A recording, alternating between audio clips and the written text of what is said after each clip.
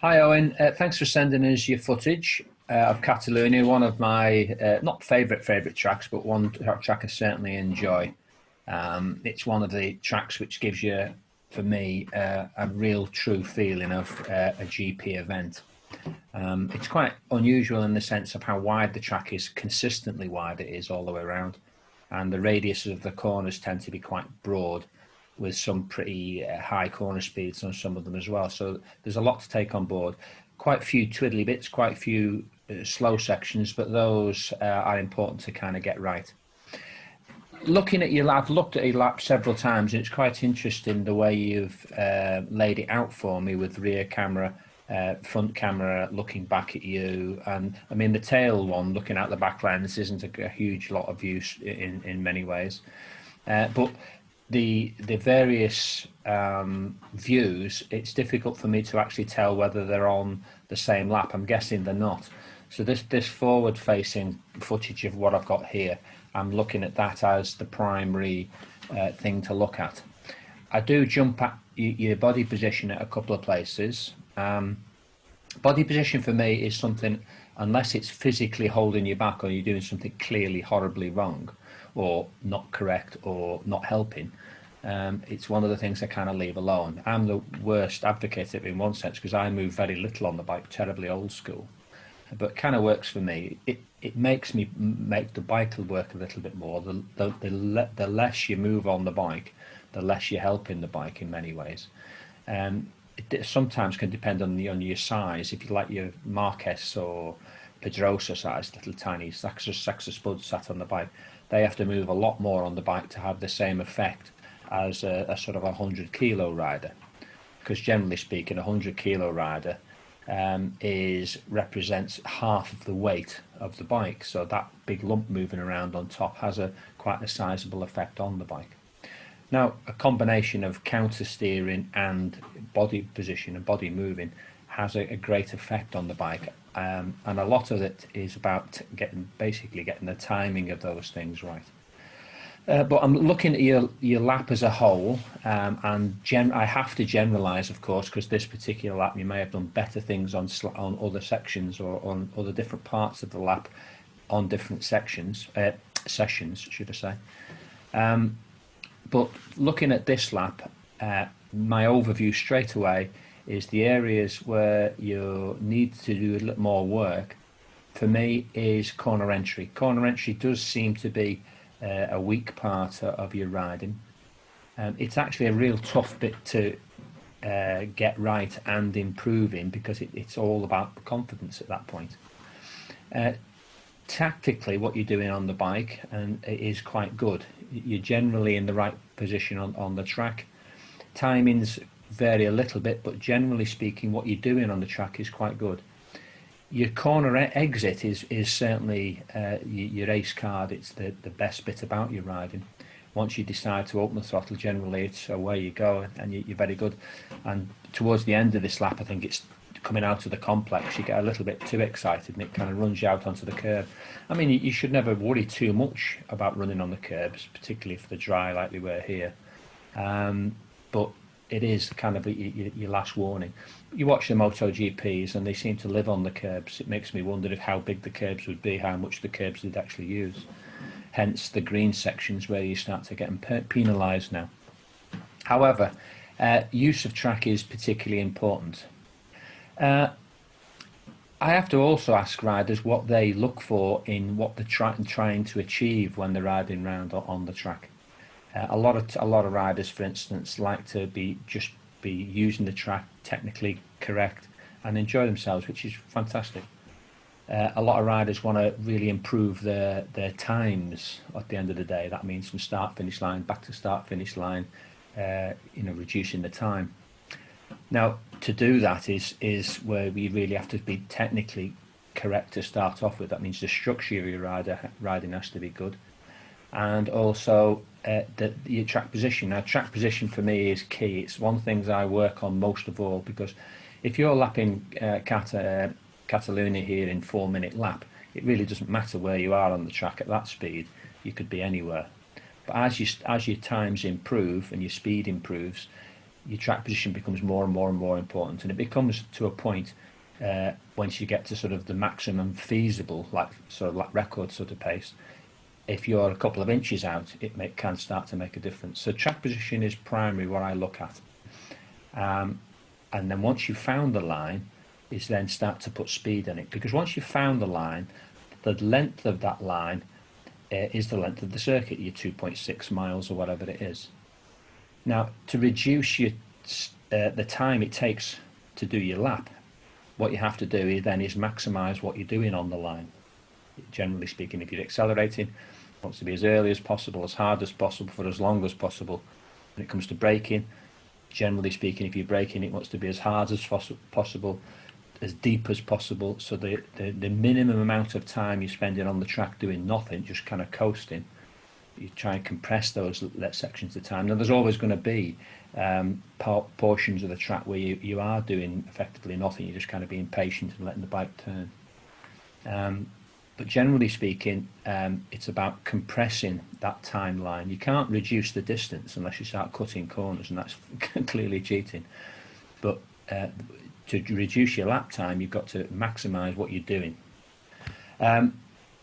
Your braking, there's parts of your braking which is really good. I mean, into turn one here, it's a pretty ballsy sort of approach. It's flat stick on almost everything. And on my BMW, you're well over 190 mile an hour coming into the braking zone. And it's, as you know, it starts to drop off slightly downhill, and it seems like the track's closing in because the Armco barrier is not a long way away. So it's like you're going into a funnel. So the first part of it is fairly easy to get to a late-ish braking point. But as it all starts to funnel in towards your tipping point, it really focuses the mind somewhat. So the first part of your braking is pretty good. You roll the throttle, you go for a strong brake, and your braking is generally pretty good in the early stages of it. Now, I have to base it, of course, what I see. Now, what I see as we're coming into the corner, for a start off, track position, you do need to sort of kind of figure out, we need to be down this side of the track, not kind of here. Because straight away we're losing this amount. We're losing this amount of available track.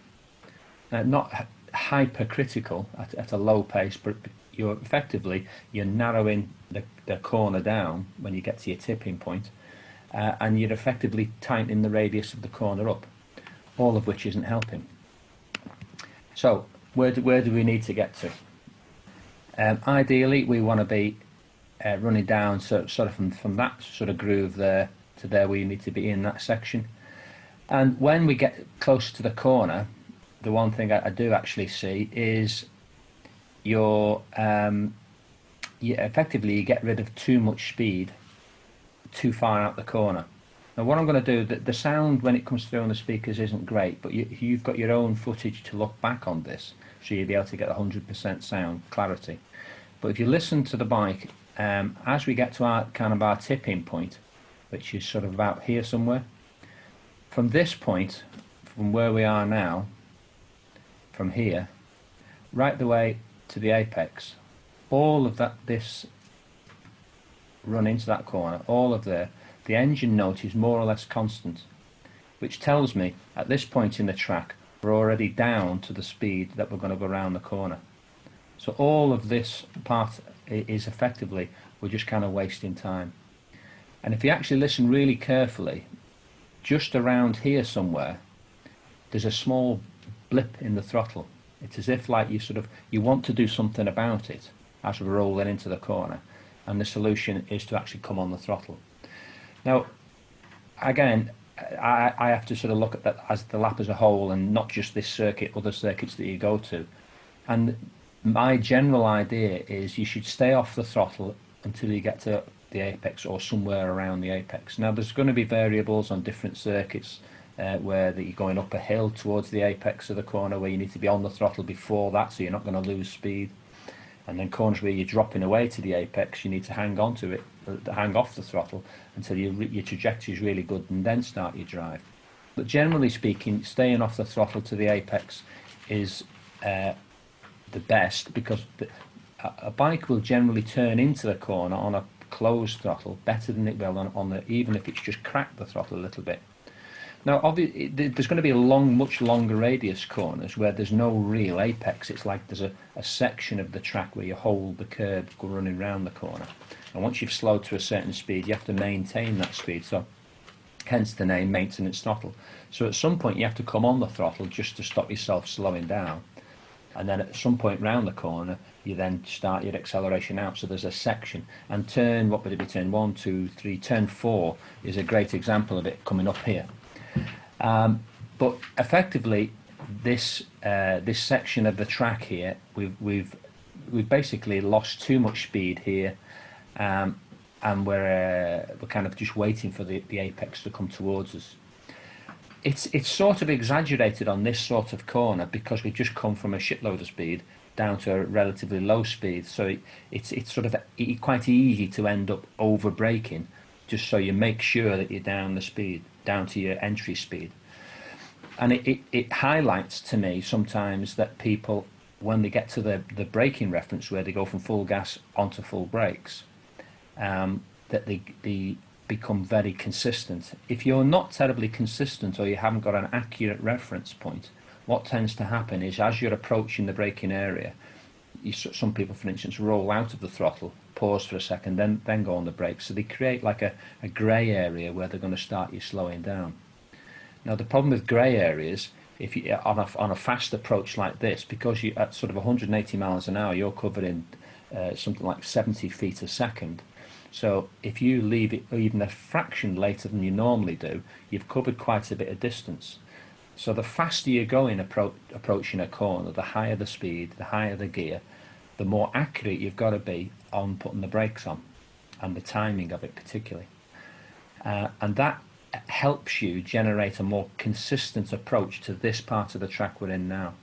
If you're vague where you put the brakes on, it's going to vague up this section as well. And this is the most important bit of the whole thing. You can train a monkey to drive down the straight and grab hold of the brakes, but it's the release which is the important part, that the sort of the tapering off of the brake as you're sort of rolling in towards the apex of the corner. Now there's a course that we can go on to the whole charade of how you trail brake, and as a patron you can get access to my trail braking video, which is, I think, quite good. But the potential is you could actually be still braking here and reducing speed. Again, generally at your tipping point in most corners, you still theoretically should be going not too fast, but faster than the apex speed, because you're reducing your speed all the way to your apex on a closed throttle. So you're carrying speed into the corner on a closed throttle to help the bike to turn in. If you've got down to your effectively your apex speed here, you either stay on the throttle, off the throttle, and arrive even slower at your apex speed, or you come on the throttle just to get there. But accelerating into a corner creates a whole world of different problems. It increases your corner speed, that's fine, but corner speed means more lean, and at the wrong time it can run you wide coming out because the trajectory is all kind of wrong. So effectively what we need to do is get your corner speed up slightly, but also get your accuracy on your braking a bit more efficient, so that at this point in the track you're more confident that the speed is reducing, you've done it before, and you kind of ease the brake off as you're rolling in towards the corner. But basically here, higher entry speed, knowing that you're going to get the speed off running into the apex of the corner. So let's run into the corner itself. In fact, just before we do that, we'll run back a little bit, and I want you to listen to the bike, at how the RPM, just as you get to the tipping point, how it stays relatively constant, and it kind of underlines that sort of the lag of kind of nothing happening. Just have a listen.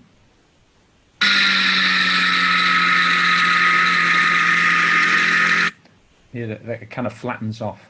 Now, if we were to look at a speed trace, data's really good. I love looking at data, and if you look at data in a simple format of a speed trace, and I'll try and be as quick as I can with this one.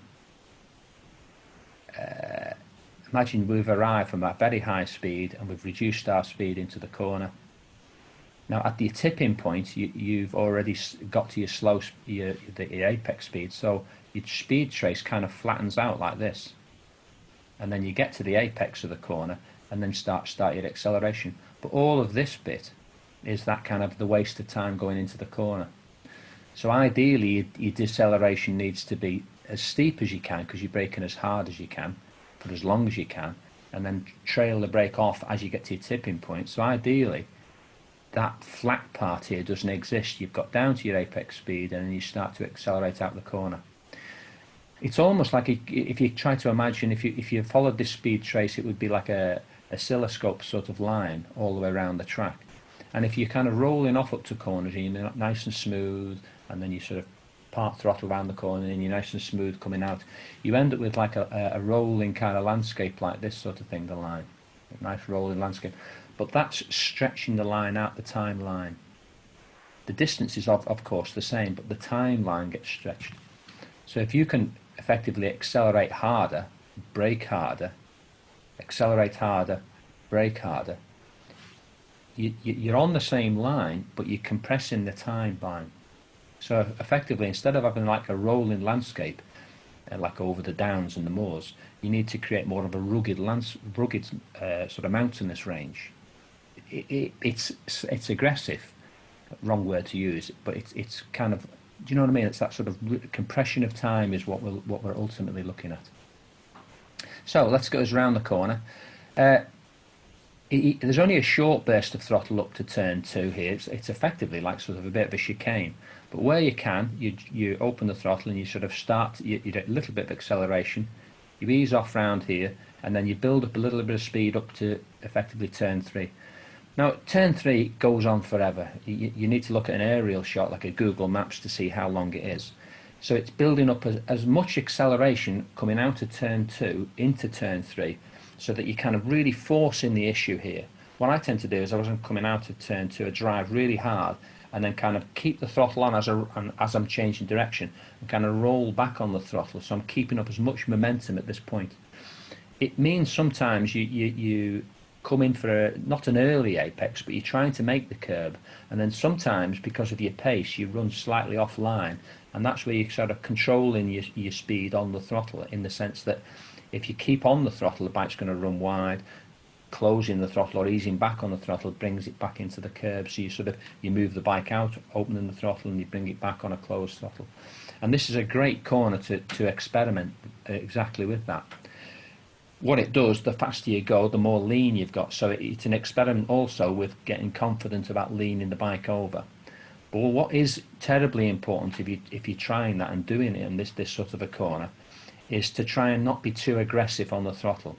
Being in a suitable gear, let's say if you use second gear and it's very high up the rev range, so if you're on and off the throttle high up the rev range, you've got a lot of engine braking, a lot of power on the back wheel, a lot of engine braking, a lot of power on the back wheel. So the bike's kind of hunting and lurching up in its kind of weight distribution. So being in a suitable gear, so you're slightly lower down the rev range, so it's a little smoother, and making sure you roll off the throttle and roll back on, as opposed to a jerky on-off sort of action. And that sort of gives the tyres more of a fighting chance when you put load on them. If you're suddenly dropping with a big angle of lean and then you slam the throttle closed, you can put a load of weight on the front wheel, and if it's already under a stress and then you slam the throttle shut, that's when it can sort of really cause problems. So being smooth on the throttle is particularly important. Now, I think you do a pretty good job around here. You're carrying a reasonable amount of knots. You run slightly out, which is not a problem at all. And then, if I didn't know it exactly, you're looking for this orange Armco section of the barrier, because as that starts to come into view, you make a concerted effort to start to come back in towards the curb, and then the throttle development starts. And it's extremely good. You do an excellent job at getting a really good drive out onto the short straight up towards turn 4. What I do notice again is this bit. We're not using this part of the track, and we stay in this point basically up to more or less up to the entry into turn 4. We make a little bit out there, but basically when you come out of turn 3, you can run right to the edge of the track sort of thing. It just gives you a more of a straight line approach where you're on the first part of your brakes, but your exit of turn 3, really, really good. Very impressed by that. Now, turn 4 is one of them huge, long, almost 180-degree, very, very long radius corners. There's a few ways to go into this corner. What you tend to do is which is fine and perfectly okay, is you brake all the way into the corner, get to a certain part of the corner, pick the throttle up, maintenance throttle around the corner, wait for a point, and then drive out. What you can also do is go into this corner a little hotter and kind of run out into the track a little more, do a slightly tighter turn, then come back. So it means a higher corner entry speed, a slightly slower apex speed or mid-corner speed, and then you can sort of sit the bike up a little bit and get an even better drive out. But in all honesty, your entry speed isn't weak at all, but it's an area where it's a little more confidence in actually running into the corner.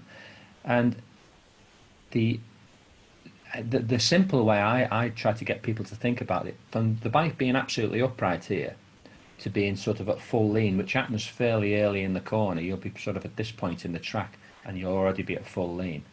So roughly halfway, going from here to there, roughly halfway, which is sort of this part of the track, we're more or less here, I would say. So from here to there, the halfway point is about there. And that's the point where you should be, even if you're going a little hot, you should be off the brakes and let the rest of the run into the corner be done on a closed throttle, so kind of scrubbing speed off.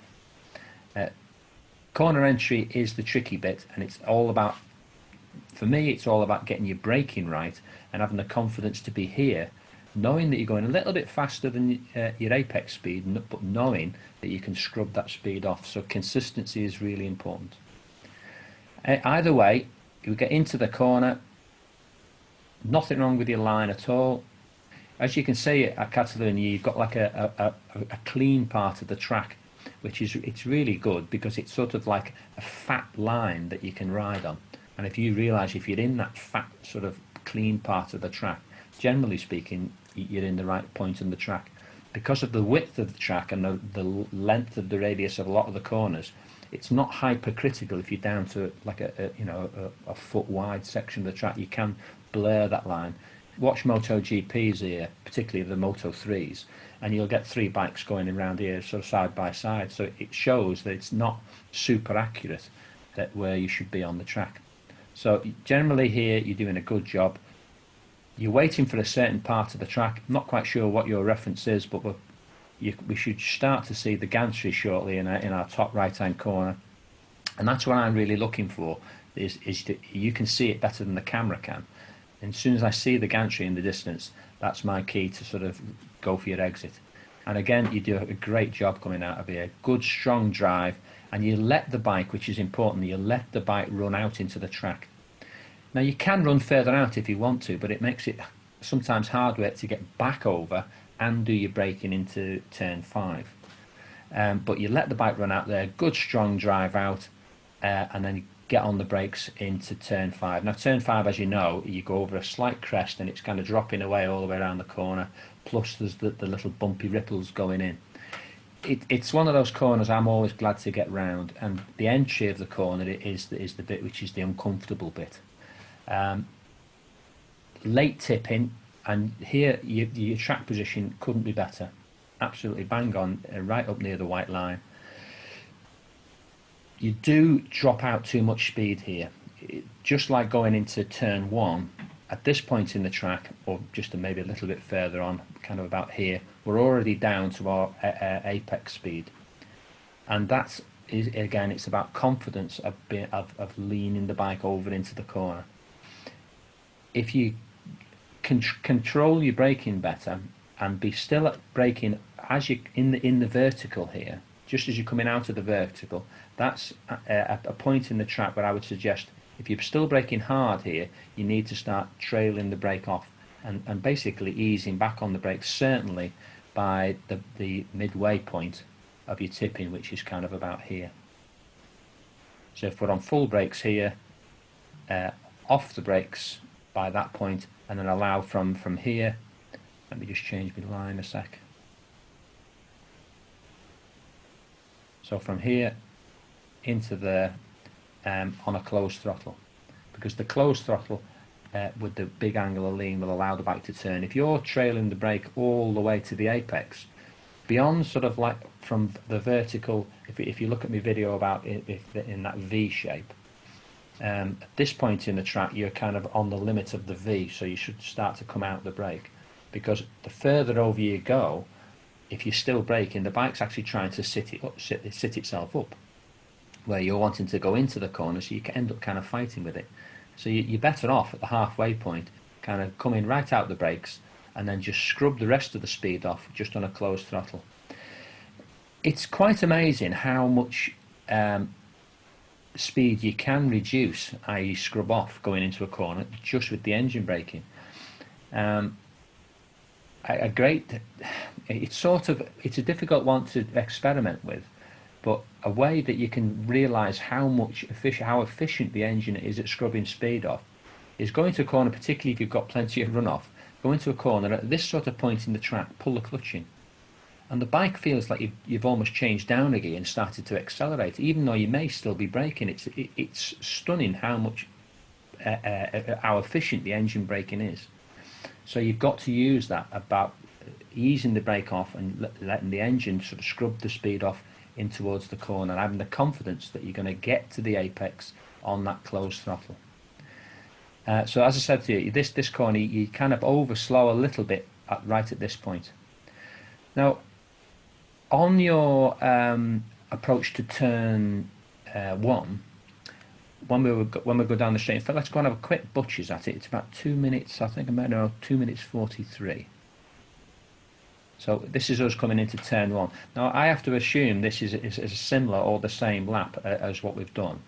And while we're still upright, heavy on the brakes here, your body position, looking at where your zip is here, that looks pretty much mid-drift, so you're still sort of pretty much mid-track, mid-sat on the bike. Your knee starts to come out a little bit, but if we let the video run, how little you lean off the bike to help to get the bike into the corner. Let's have a little look at that. That's about as much as your body's, that little wriggle I see, that's about as much as you've moved your bum over. And then we roll into the corner. And there's not a lot of help, your body isn't helping as much there. Now obviously the counter steer, the pushing on the right bar helps to get the bike to start to tip into the corner. And then the mass of your body moving over kind of holds the bike into the corner. But because of our approach speed there, if you'd have done that, if you'd have kind of counter steered and don't move your body, the bike would have turned right 2 miles too sharp. So hopefully seeing that and then listening to the audio of the bike on the approach will give you some confidence that is not so much a mistake, but it's something that you need to rectify. And for me, rectifying it comes in the braking area. So let's go back up to where we were on track. So this is turn 5. As I said to you, basically you've overslowed for the corner, and you're now effectively waiting for the apex to come to you. If you can identify apexes also, on the assumption that the trajectory, that means where the bike's pointing, is suitable. Now for this, where it's a very suitable trajectory, where we've just passed the apex, we're kind of pointing sort of down towards the exit. If we're sort of pointing over that way now, that's not a great trajectory. So to start opening the throttle here, if we're on that trajectory, wouldn't be a good thing to do, because you're going to basically run off the track. But if our trajectory is pretty good here, once you've identified where the apex of a corner is, that's the point where the acceleration starts. Even if it's only a nice sort of progressive roll-on, that you can start to ramp up your acceleration. Now, any acceleration, the bike will feel like it wants to start sitting up and will start effectively to run wide or run off the line. So you have to put some energy into the bike to keep it on line. You can't just be a passenger on the bike like you're riding an automatic auto control thing on cruise control. If you're controlling it and you're accelerating, the harder you accelerate, the more the bike will try and effectively run offline. So the more energy you have to put into the bike. So you'll need to, if you're putting no effort here at this point, the bike will kind of trickle around the corner and do what it wants to do, sort of thing. But the acceleration needs to start as close to the apex as feasible, really.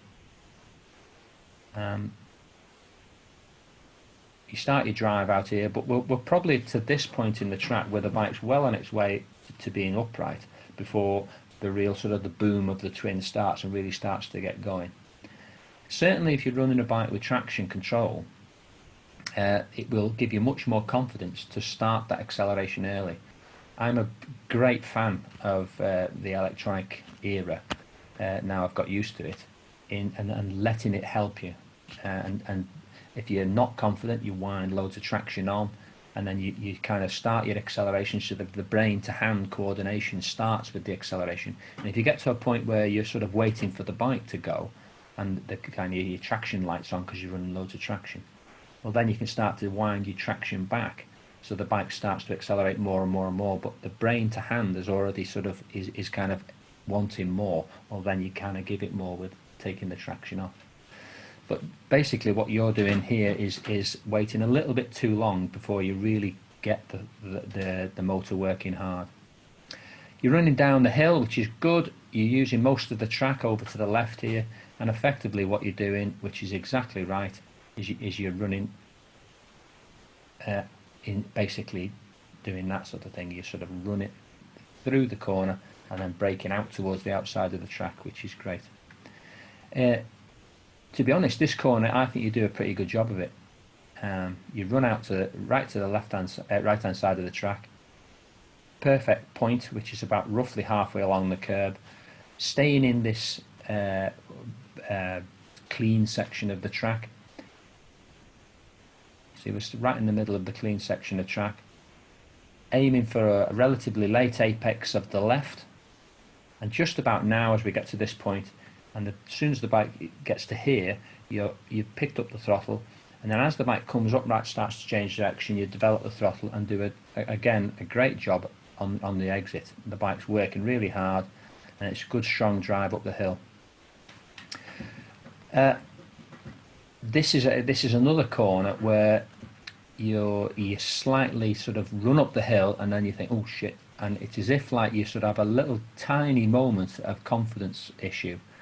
Because instead of running right up to the edge of the curb here and being in that point on the track, if you notice your line as we run up here effectively does that. So we've also immediately narrowed the track down.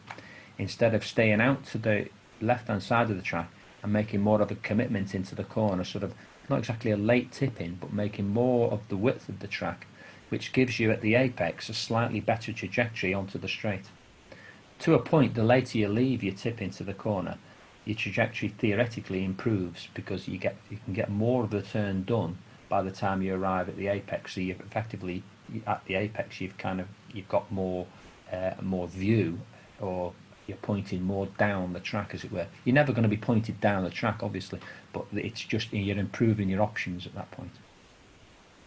And effectively what you've done here is, and it's a natural reaction, is as you're rushing up to a corner, if your confidence isn't high, what tends to happen is you tend to sort of drift towards the middle of the track, and you do like a super early tip-in. And it's actually, even though you think you're helping, or your comfort side of your brain is trying to help, it's actually making it slightly worse for you. If you stayed out to the left and then made more of a commitment into the corner at the same point in the time on the track, you actually improve your chances of getting a better result of the corner. But either way, as you know, it's slightly uphill at this point. This is the apex where the raise is in the track. You're at as much angle as you're going to go, and the good thing about it here is now you're on a positive throttle and starting to accelerate, and you get a great exit. You use all of the track coming out, and it's a good exit. Your exit is definitely your strong point. We've just got to work on your braking to get you more controlled at your tipping point, to get your confidence effectively higher of the entry into the corner. And your confidence in entry to the corner will also improve your corner speed, because you'll be happier to run into the corner with a bit more pace at that point. So kind of, if you change something in one side of your riding, it has a knock-on effect somewhere else. So it's a bit like the cart and the horse. You know, if we can get your confidence in corner speed up, well, your corner entry speed will naturally come up. And if we can improve your corner entry speed, it will naturally give you more confidence about running round the corner slightly faster. So they kind of help each other out. Obviously, good drive onto the straight. This is one part of the track where my circuit guide unfortunately changes. This is the what they use on the GP, because we do that. It's a very tight turn left off, where on the guide you run down to a more sort of more rounded open corner. It's a bit of a 6 and 2-3 sort of thing. It's the corner running on into the distance and coming back on itself is a longer radius corner, so it's a bit more corner speed, but it's a bit trickier, because here it's quite simple in the sense it's basically a 90-degree left turn, so it's quite easy to have a tipping point, an apex, and a drift out point. And again, you do, because it's in the nicest way. It's quite a simple routine thing. You go from extreme right to extreme left. There you make the apex, and then you run out to the curb. Spot on. Can't really complain too much about that. What the confidence issue for you was this part of the track, that after the tipping, the run towards the apex, and we just need to get that confidence up a little bit more there. Either way, you make the corner, you drive out. The curbs here can be, some of them are quite ripply to run on, some are quite smooth, and it's something that you have to just build up in your data banks of curbs, times to be on the curb and times not to be on. That one, for instance, is not a great curb to run on, really. The curb on the inside here, I'd also stay off, because it's a little kind of shitty surface as such. And this is a difficult part of the track, because it's a kind of a tight left, tiny straight, if you want to call it that, into a long sort of 180-degree corner, but you've already started it by the time you get in there. So it's a real difficult mismatch of corners, and it's like a false add-on. That's why the other track is more, it's sort of more natural, and it kind of forms a nicer, for me, a nicer corner. And essentially, by the time you get to this point, you've gone left, right, quick change of direction, and you try to keep up as much momentum as possible so that you can stay on your chosen line. Now, this will back to effectively turn 3. We're on that sort of like trying to run around the corner with as much throttle as we can, sort of maintaining as high a speed as possible without running too far off the line to get back to effectively a late exit apex out the corner. And I think you do a pretty good job of that. And then you're looking for, I'm guessing it's this little lump on the side of the track here, which is, for me, is the point where you start your drive. And if anything, your drive out of this corner is almost too good, because the bike is really making tracks now, and you kind of get almost kind of thrown out a little bit early. And if you're lucky, you go onto the curb, and then you sort of come back off it, and you're like, oh Jesus, that was a bit much. That's what it seemed like to me. You'll probably tell me slightly different.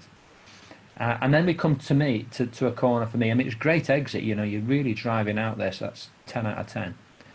And then we come to the bit of the track, this is a really tricky section. It looks super simple, because of course there's two parts. There's the car chicane and the bike chicane, which you can't actually see until you've actually committed to tipping. So this is a particularly important consistent thing to get your tipping, because you can't see the apex accurately until you've practically started your tipping. So if you get sucked into the corner, which you do, you get sucked in slightly early. If you look at the clean section of the track now, we ideally need to be a little bit further sort of out here and start our tipping here, but we're kind of going across this dirty section at that point, which effectively tightens up this part of the track. We're running in, it may only be 3 or 4 feet, but it definitely makes a difference at that run round the corner there. So partly because of your excellent exit, which kind of caught you out a little bit, and and then you maybe had maybe a slight loss of focus. You've done that for me, a slightly early tip in into the corner. But you recover well. I mean, you keep your good speed up here. You make the apex, which is a really important thing, and then drive out down the hill. Last corner is really important because your exit speed here gives you your speed on the straight. So it's particularly important that you maximise your use of the track. Again, watch the GPs. The guys will come down here and they will be running most of the way down the side of the track, almost on the curb, and often they'll tip in from the curb. I'm not a great fan of that, but by comparison, you've got like almost 6 or 8 feet that you're not kind of using. So we need to be maximising our use of the track there. You will need to, it's a good squeeze of brakes into this corner, but it's about finding that balance about over braking and then having to sort of back to the accelerate into the corner, or kind of just having that sort of roll off and roll into the corner. The advantage with rolling off a little bit early is you don't end up over braking for the corner, but the problem with rolling off a little bit early is once again you're starting to stretch that timeline. If there's any slowing down to be done at all, generally speaking, I would suggest you use a brake to help slow the bike down, because you can control how long that slowing down is done. If you shut the throttle, it's going to be as long as it takes to slow down, because you've only got one source of braking, which is the engine. Obviously you can go down an extra gear which will speed it up a bit, but it's not really the thing you should do, is use the engine to slow you down. So any braking at all, even if it's a light dab here, you can compress that timeline and you can get quite quickly down to a speed you're happier with to enter the corner. So don't be afraid of using the brakes, even if you're out of the vertical. You can use a little bit of a light squeeze of brakes just to get rid of that little bit more speed if you think you need to. Running into the apex, again, it's one of those really awkward ones because of the radius of the corner. It's difficult to find a specific point on the track. I mean, the previous corners, they've got like big lumps set just the other side of the curb, and they're to keep the cars off the grass. They put the massive lumps there to make sure they only use the curb itself. It would be really nice if they put one there, because it would be a good reference thing to use. But again, the clean part of the track is quite important to sort of stay in, and as long as you're in that, generally you're all right. And then driving up onto the straight, look at all this track out to the left here. That's the only thing I would suggest here is while you're building up confidence about where you should be on the track, is get used to being out there, because the faster you go through the corner, the more you're going to get pushed out there. And if you're not used to being out there, it kind of sets alarms off in the brain that when you're running out there, you think, Christ, here comes the curb. But if you're used to going out to the curb, not a problem. So get used to using the majority of the track. Now, I know what you're going to tell me is you're going to say, well, I did on every other lap, but this is one lap I didn't. Hey, at the end of the day, I think you're doing a pretty good job. And you drive out of the corner. There was a little bit of lag in the corner where you sort of got the bike started to get it sort of coming upright before you really nailed it. But again, that's all about confidence, and this is where the traction sometimes will give you a tremendous advantage of being able to open the throttle much earlier and having the confidence that it's not going to kind of spit you off. But to be fair, that's like a third stroke, fourth gear corner, certainly third on most bikes. And the higher gear you're in, the less likely you are to have a big slide anyway. First, second, and the lower part of third is where the big sort of twitches come from. Third, fourth and fifth onwards, the bike's going so fast and the wheels are turning so quickly that it's a lot. It pulls it straight a lot easier than it does when the wheels aren't turning very quick. So the slower corners are where you're more likely to have more major issues when it comes to being sat out the seat. But there, what you tend to do there is you get like long, kind of lazy kind of slides.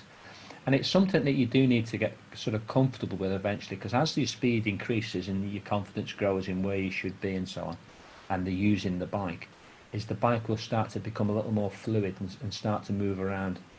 If you're riding a bike which is so planted and feels so secure, it's good in that sense, it gives you that confidence.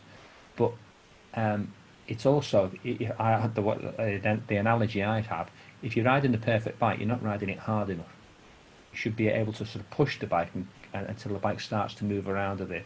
And that's just like a little bit of a sign, okay, that's enough at that point. And it's having the confidence to drive to that. But the upside, you do a pretty good lap. Summarising, your exits are working really well. I think we can improve them by getting on the throttle a little bit earlier. But generally, your drive out of corner is your bonus. Your corner entry and your actual, sometimes your corner speed itself, but certainly corner entry is your weak side. And to improve that, generally speaking, you need to improve how you brake, being very accurate with your reference points so that you can replicate exactly when you're at your tipping point, you can regulate that speed. And a bit like a roller coaster, it's becoming sort of used to the idea of the speed. The first time, a couple of times you go to a roller coaster and you go down the big drops, you're scared to bloody death. After 5 or 6 or 7 goes, at the same point going down those big drops, your brain's orientated itself, and then you start putting your hands up and you're a hero all of a sudden. Nothing's actually changed. Everything's going exactly the same speed. You've just got used to it. It's a bit like when you've not ridden the bike all winter and you jump on the bike again. The first time you go out, the thing feels twice as fast as it ever was, and it's just because you're not orientated. So the thing with orientation is it has to be consistent, because the one thing the brain is very, very good at is picking up small changes. So if all of a sudden you're arriving at a corner 5 mile an hour up or 5 mile an hour down, you might not, you should visually be able to see that, but your brain feels it. And so much of what happens on a bike is tactile, how the bike's feeling, what's going on through the seat of your pants. And even though your conscious side isn't aware of it, your subconscious is on running on high alert. So if it feels any slight differences, it kind of backs you off. And sometimes when you come out of a corner, for instance, you want to open the throttle and you're desperate, but something inside's holding you back, and that's kind of your subconscious saying, I'm not comfortable at the moment. I'll wait till I'm much more happy, and then I'll let you open the throttle. So it's the subconscious that the guy you've got to work with, and he likes consistency. So braking is an area where I think you need to work on it. It's not just about braking later, it's about putting lots of structure in your riding so that you can replicate it, so the release of the brake will become more consistent, and that will give you more confidence in being able to sort of carry slightly more speed at your corner entry, knowing that you're going to get it off by the apex of the corner. I hope that's worked for you. Let us know what you think, and I hope to see you soon, and we'll get out to Anglesey one day, you never know, or Alton. I'm up to either. See you soon, Owen.